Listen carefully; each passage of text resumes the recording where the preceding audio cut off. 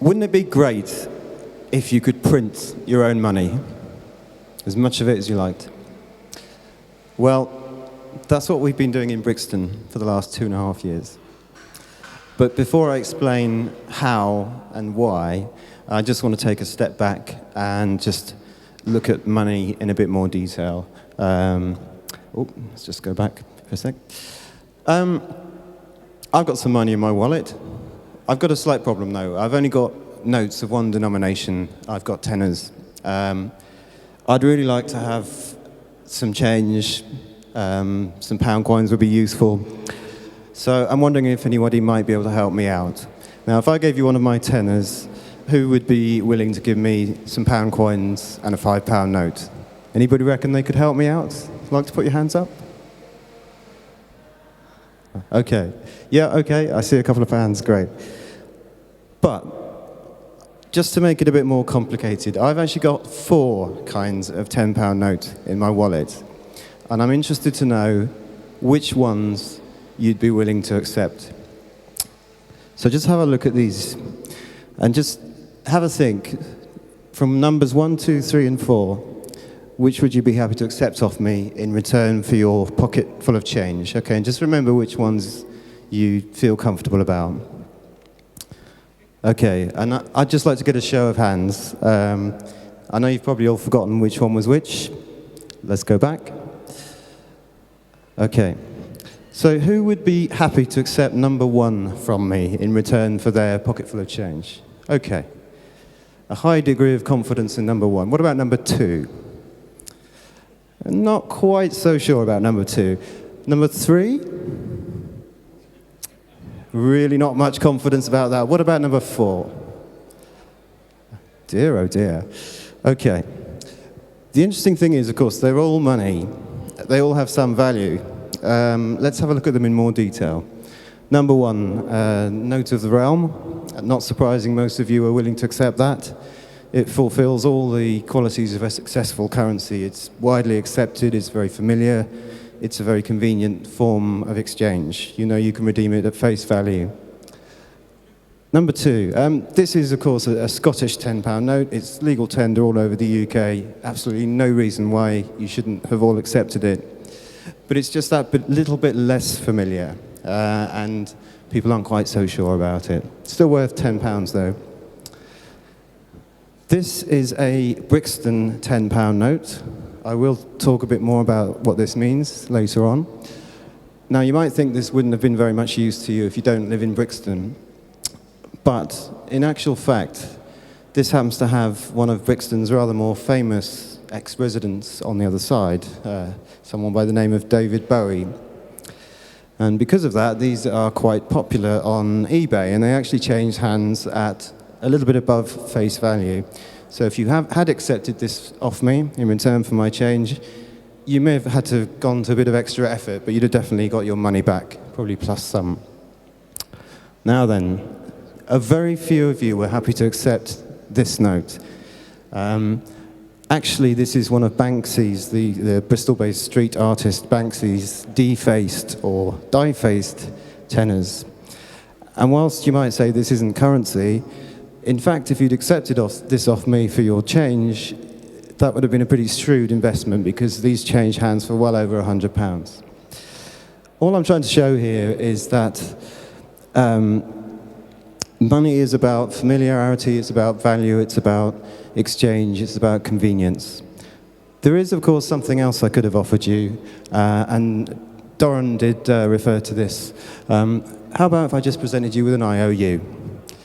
Really, that's what at least 3 of those other notes are. They're just a promise to pay you back the money at some point. But of course, the other notes were IOUs from a bank, and somehow we still feel more comfortable that they'll be able to come good on their promise. Most of you don't know me, so you probably wouldn't be very happy if I gave you this in return for your change. But let's say that we were good friends and we both, we lived nearby, then I expect that you probably would be happy if I gave you this, or at least if I just gave you my word that I'd pay you back your £10. And that brings me on to something important when we look at local or complementary currencies, and that's the issue of trust. which tends to be much easier on a local basis. I'm going to come on to that a bit more, but let's get back to Brixton. So, Brixton, for those of you who don't know it, is a South London district. It's a pretty lively, multicultural kind of place, very well-established Afro-Caribbean and particularly Jamaican population, more recently augmented by significant Portuguese, Chinese, Muslim, all sorts of different communities mixed up. It's also had a history of nurturing musicians, artists. It's had more than its fair share of radicalism, left-wing politics, squats, the infamous race riots in the 1980s. It's a fairly lively kind of place. I hope this picture conveys some of that. It's quite a good place then to try and start something as radical as an alternative currency. I should point out that Brixton's also been my home for about the last 15 years. So in summer 2008, a group of people got together and they wanted to try and create a tool that would help stimulate the local economy, that would help Brixton's economy be more resilient, and that would promote the idea of local trade and valuing independent business. And that's how the Brixton Pound was born. Originally, it came out of a group called Transition Town Brixton. Is anybody here familiar with the Transition Network and what transition towns are? Yeah, okay, a few of you. In brief, the idea of transition towns is to create resilient communities who reskill themselves for an era that's quite possibly fast approaching when there's no more cheap and plentiful oil. So much of the way that we live in the present era is based on the fact that we can routinely ship clothes, food, electrical items thousands of miles around the world when it suits us. Of course, that relies on cheap oil, and we may well not have access to that in the near future. So the idea of transition towns is to try and get communities up to speed when perhaps they need to learn how to produce things, and they need to learn how to have a functioning ecosystem on a local level. So of course the idea of having your own currency that stimulates local trade and local economic activity fits in very well with the transition ethic. And so it was out of that the Brixton Pound was born. It launched in September 2009 as a cash-based currency. Very simple, you go and exchange your sterling cash for Brixton Pounds. And the idea behind it was really that when you go and spend some money in a local business, a locally owned independent business, it's very likely that that person, that business owner, will then go and spend that money somewhere else in the community. And you start to get something which is something called the local multiplier effect. It's basically as that money keeps circulating through the community, it actually ends up being worth more. So here's a little diagram that just kind of shows this happening, basically. And research has shown that when you have money that's spent with local businesses and it keeps circulating, it's actually worth about £1.76 for every pound that you originally started off with. Now, compare that to if you were to go and spend £1 in a national or international chain, like a supermarket, and actually in that case, about 85 pence of your pound almost immediately leaves your local community and ends up in shareholders' pockets, head office, long supply chains, and so on. So the idea of the Brixton Pound was to try and counteract this by giving people something that would stimulate them to go back to their local businesses and act as a bit of a discussion tool as well. Here's what it looked like when we launched it in September 2009. 4 notes, a 1, a 5, a 10, and a 20. They all have famous people who were born or lived in Brixton. Olive Morris is a famous black women's activist. on the 1. We have James Lovelock, the Gaia theorist, on the 5.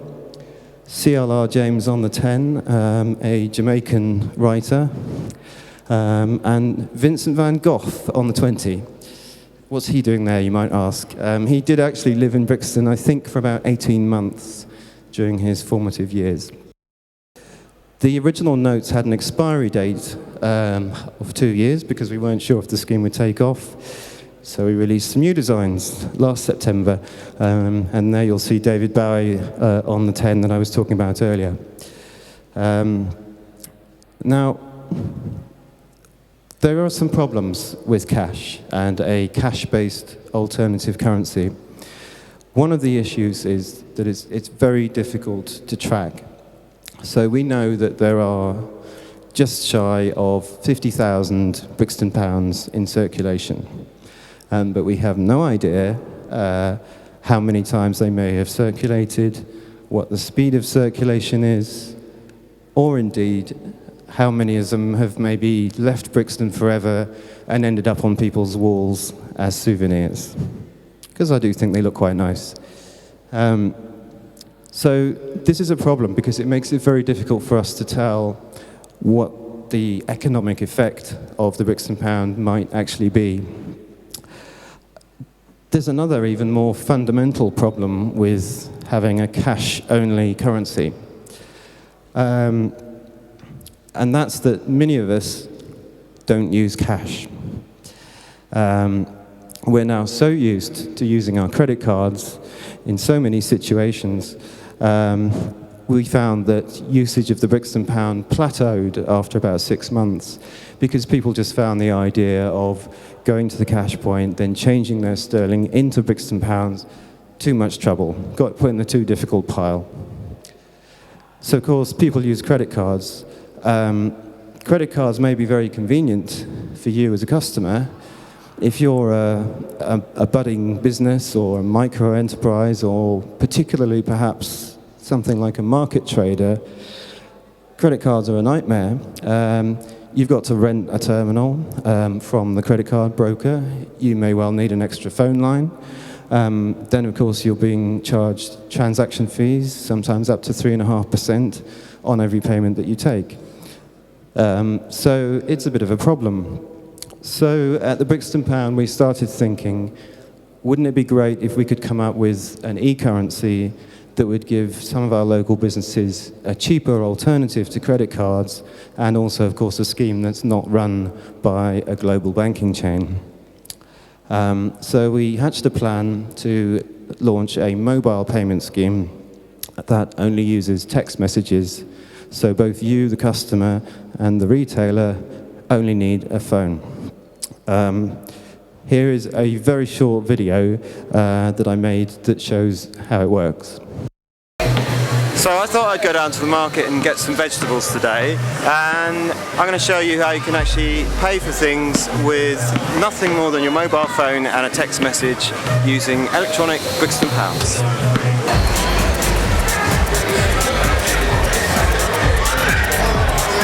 Hi there. Can I get some of the chochos, please? Yeah. I'll get 4. How much are they? 60 pence each.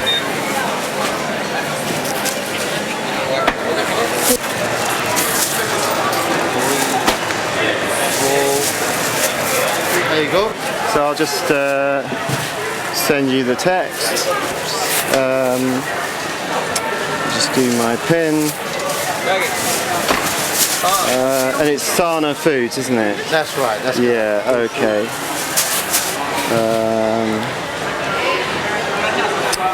And £2.40. Okay. Yeah. That seems to have gone through my end, I think. Hopefully you should get a message as well. Yeah, I have a message. Brilliant. Okay. Right. Thank you very much. Okay. So the Brixton Pound you have received.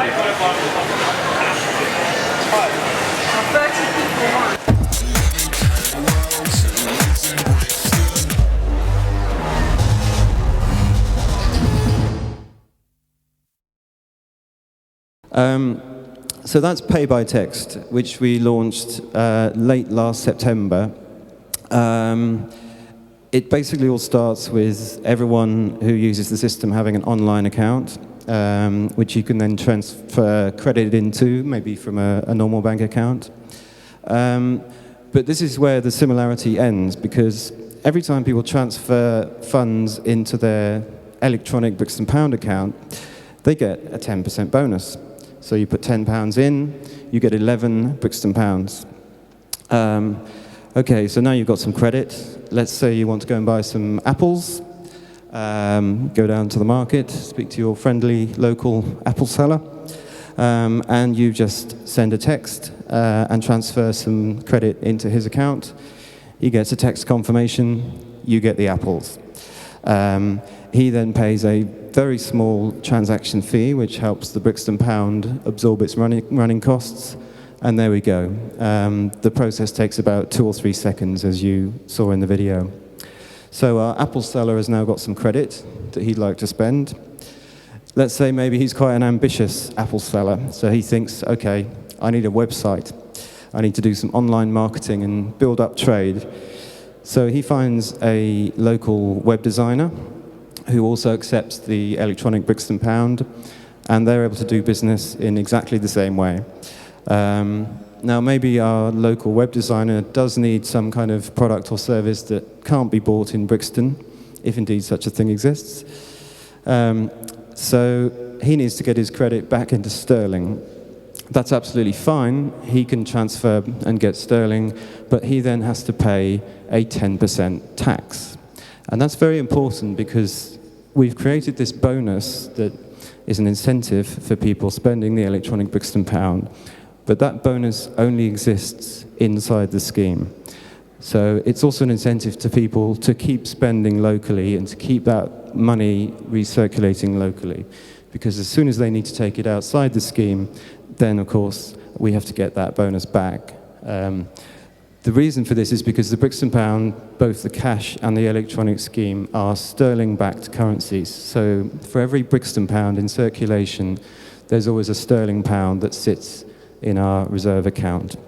So if we didn't get that 10% bonus back, then we'd end up in a similar position as the banks did, where we wouldn't have enough funds to basically cope with a run on the currency. Hopefully what you can see from this diagram is that this scheme is all about building a kind of circle of trade, a virtuous circle, if you like, where this value keeps on circulating through the community. I think what it also shows is that with an e-currency, you can do some much more sophisticated and complex things than you could do with cash. So if we wanted to try and build in various incentives, fees, bonuses, whatever, that would be almost impossible to do with a purely cash-based scheme. So this is something I find very interesting. There are, of course, some major players, major economic players in any economic community that I haven't talked about yet. And one of them is the local council. In Brixton, that is Lambeth Council. And for quite a long time, a lot of the businesses who accepted the Brixton Pound, and there are about 200 of them, told us that it would be really great if they could spend their Brixton Pounds and use them to pay their local taxes.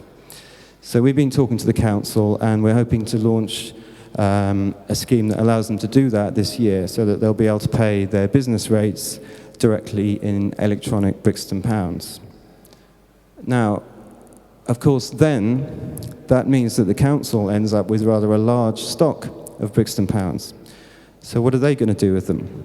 Well, we thought, wouldn't it be great if Lambeth Council's staff, and maybe some of the staff at other large Brixton businesses, can receive a proportion of their salary directly in electronic Brixton Pounds.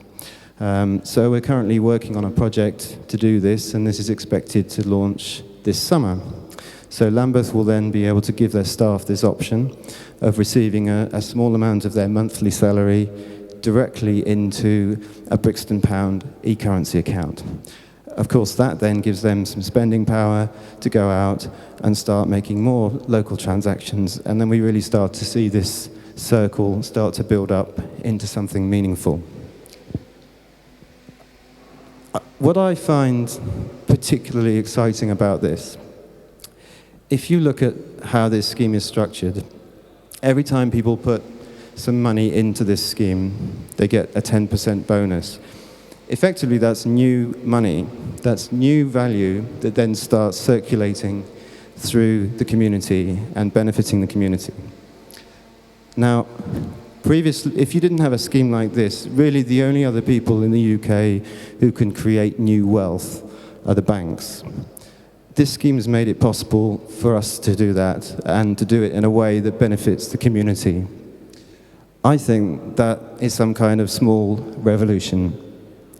Thank you very much.